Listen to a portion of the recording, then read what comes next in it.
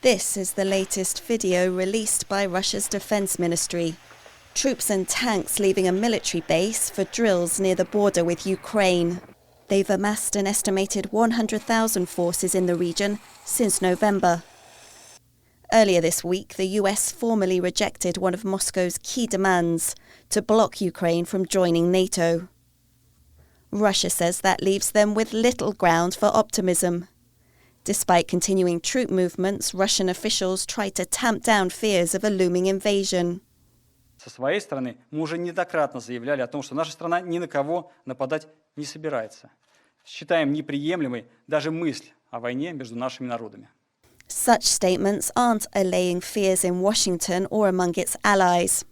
Several NATO countries are planning to send fighter jets and warships to Eastern Europe, and the US has put 8,500 US troops on heightened alert in case they need to deploy as part of a NATO response force. These units, all told, include medical support, aviation support, logistics support, and of course, combat formations. The US also wants China to step in.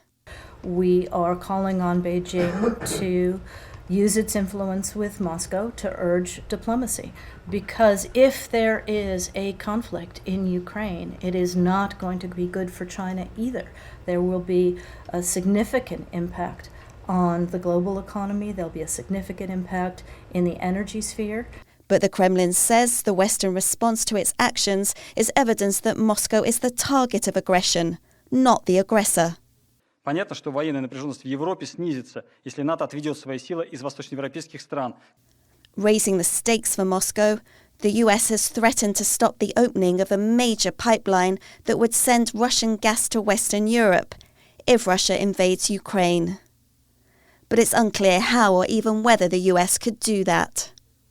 Despite weeks of diplomatic wrangling, there's still no clear way out of the crisis.